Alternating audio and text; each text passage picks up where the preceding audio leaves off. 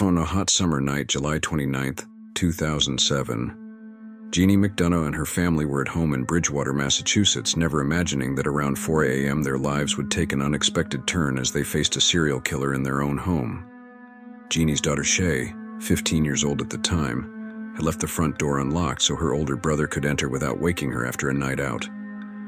Hearing a sound of breaking glass in the distance, Shea didn't think much of it, until she was suddenly startled at her bedroom door by a man named Adam Leroy Lane, who was attempting to attack her mercilessly. The assailant covered Shea's mouth and threatened her with a ninja knife to her neck, demanding that she remain silent. Terrified, however, Shea resisted with all her might, kicking and making as much noise as possible to alert her parents.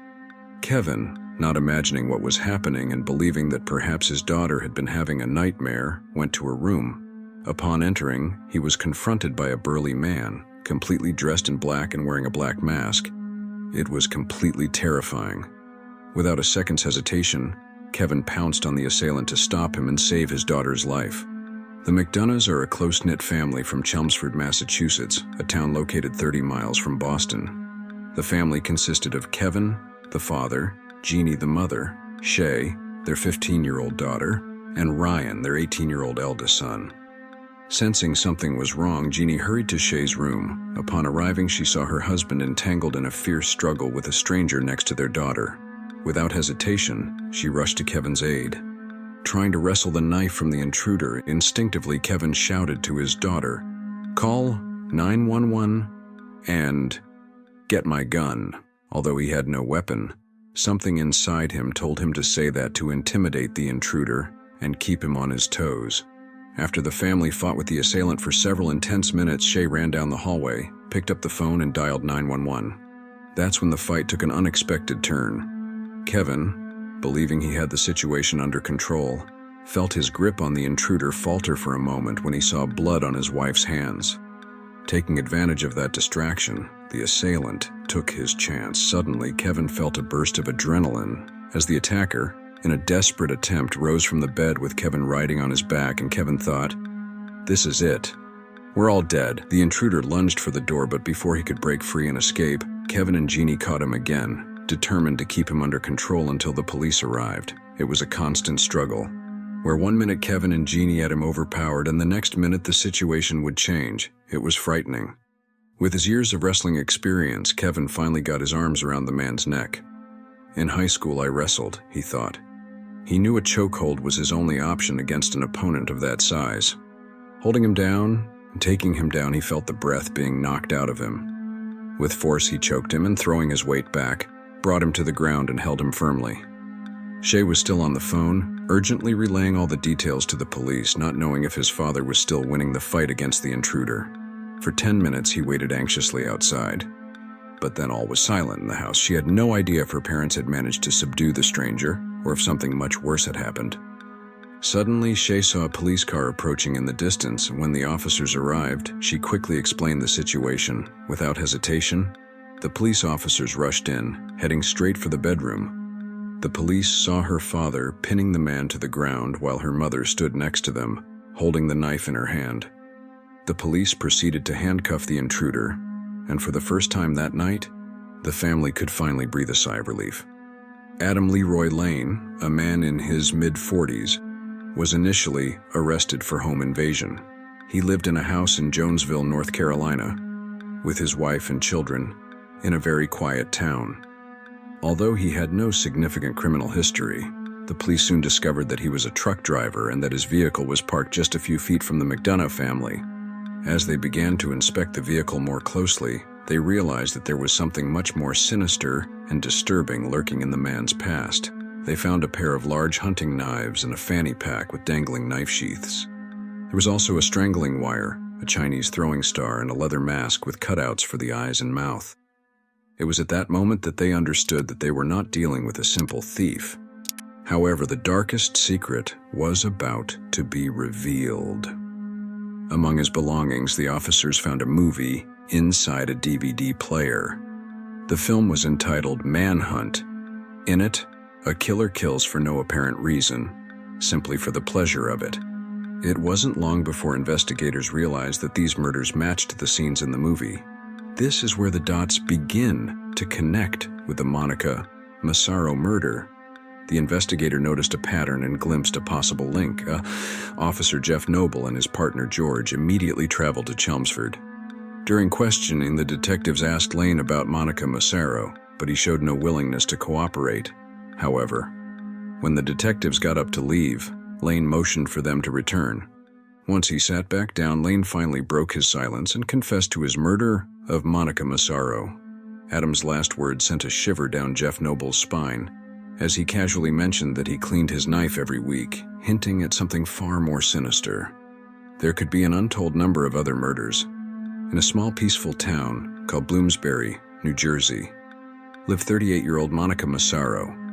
Monica was well known in the community, as she was a regular at the local bar, where she was always present enjoying live music shows and accompanied by friends.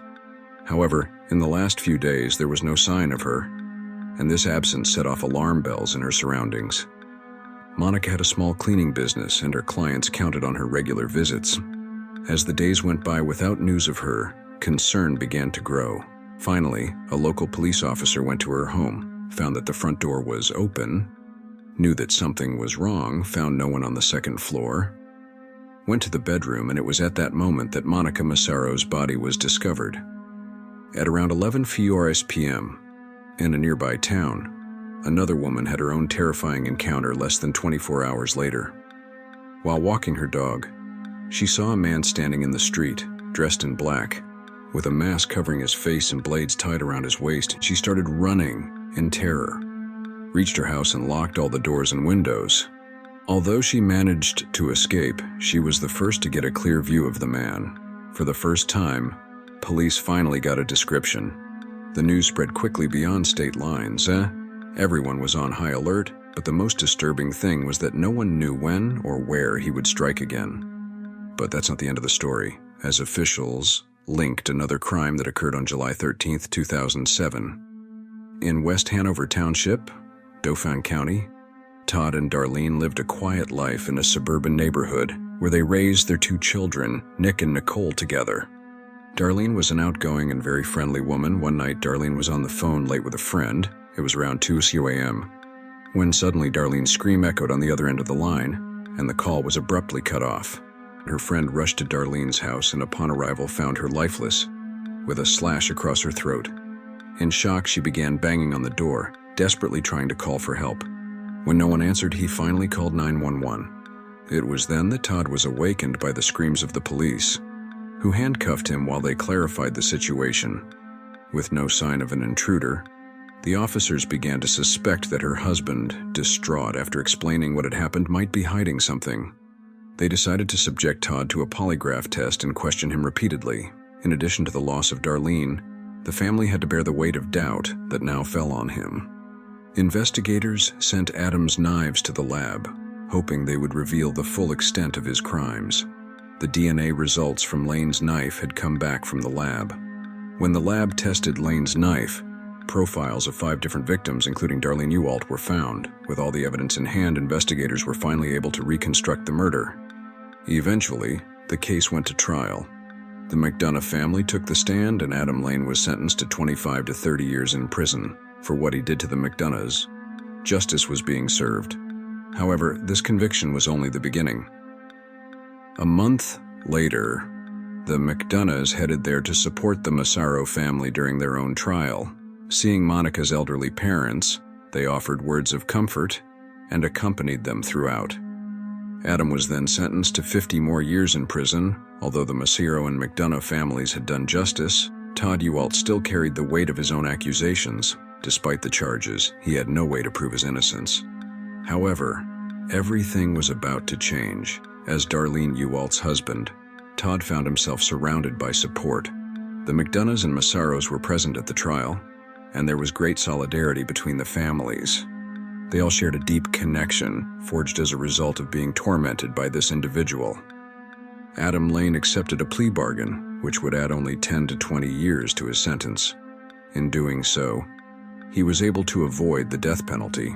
The families were strengthened by their unconditional support for each other. Although nothing can bring back their loved ones, The true heroes of this story achieved justice and can now rest in peace.